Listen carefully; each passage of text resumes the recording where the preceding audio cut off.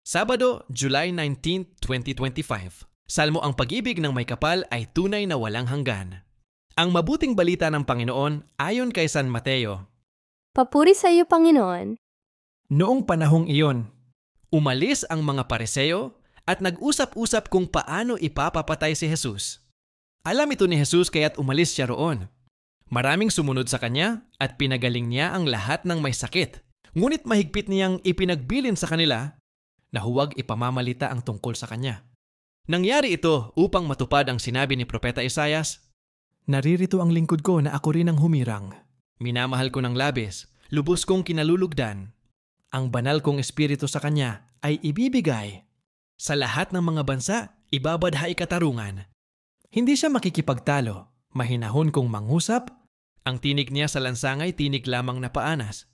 Hindi niya puputulin yaong tambong nakahapay. Ni hindi rin papatayin ang umaandap na ilawan hanggang itong katarungay mapagtagumpay niyang ganap. At ang pag-asa ng tao sa kanya ay ilalagak." Ang mabuting balita ng Panginoon. Pinupuri ka namin, Panginoon Hesukristo.